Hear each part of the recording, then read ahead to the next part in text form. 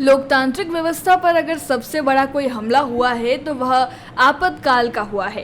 कांग्रेस का चरित्र ही संविधान विरोधी है। उसने सत्ता में बने रहने के लिए देश पर आपातकाल थोप दिया, संविधान को टांक में रख दिया। इंदिरा गांधी ने आपातकाल में अत्याचार की पराकाष्ठा कर दी।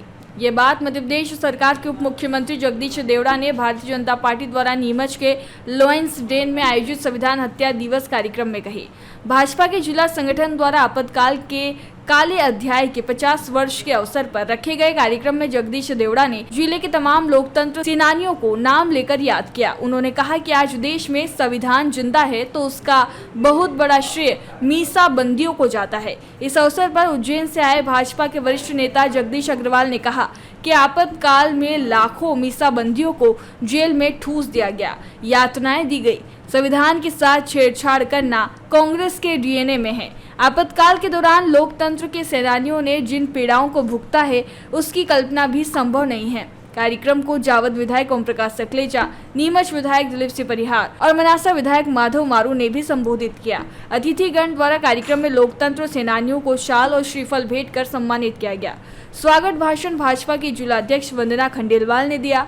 कार्यक्रम में महेंद्र भटनागर, करण परमाल, हेमंत हरित, अवंतिका जाट, सुखलाल पवार, अशोक विक्रम सोनी, हेमलता धाकड़ आदि मंचासीन रहे।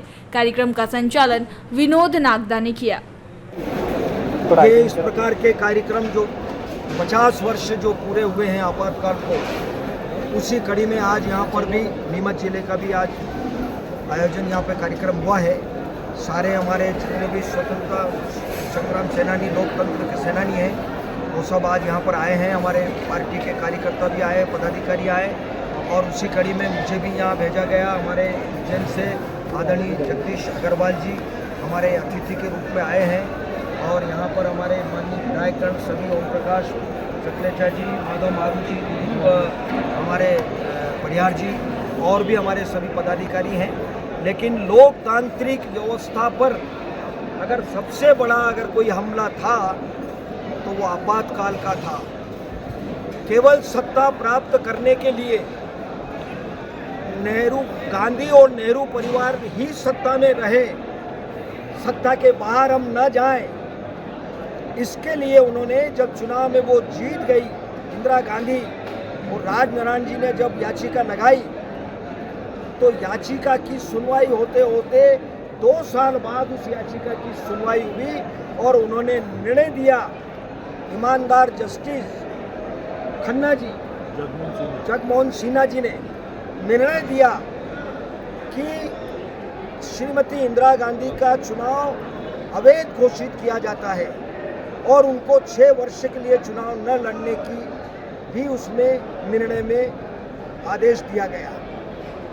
लेकिन संविधान को ताक में रखकर, इलाहाबाद हाई कोर्ट के निर्णय को ताक में रखकर उन्होंने 25 जून 1975 की रात उन्होंने राष्ट्रपति से चुपचाप हस्ताक्षर करवा करके राष्ट्रपति से आपातकाल घोषित करवा दिया और निर्दोष लोगों को, लाखों लोगों को, हजारों लोगों को जेल में, निर्दोष लोगों को ठूस दिया गया, जबरन उनको ठूसा गया। विभिन्न धाराओं में कोई किसी को बिजली की चोरी के मामले में, किसी को रेल की पटरी उखाड़ने के मामले में, किसी को किसी मामले में, अनेक मामलों में उन्होंने जेल में ठूस दिया, यातनाएं दी।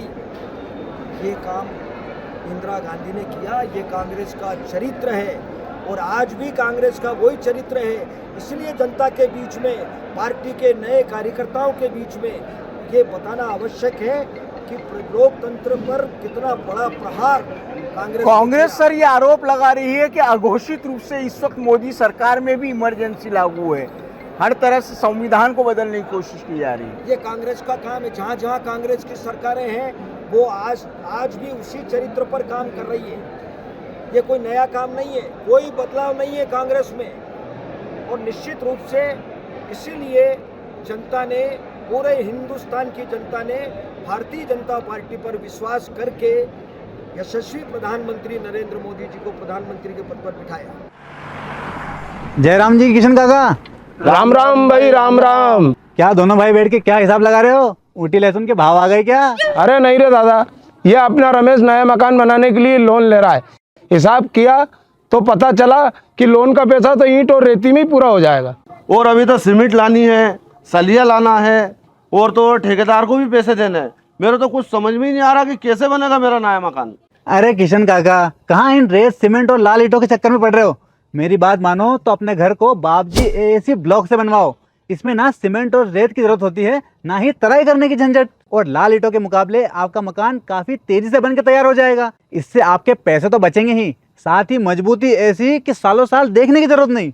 और इससे आप अपना मकान ही नहीं, कुएं और खेत की बाउंड्री वॉल भी बनवा सकते हो, जिससे रोजड़ों की समस्या भी खत्म हो जाएगी। वाह भाई, ये तो कमाल की चीज है। फिर तो मैं अपना घर बाबजी ब्लॉक से ही बनवाऊंगा। और मैं अपने खेत की बाउंड्री वाल। ज्यादा जानकारी के लिए स्क्रीन पर दिए गए नंबर पर अभी कॉल करें। बाबजी एएसी ब्लॉक्स, स्टील से मजबूती।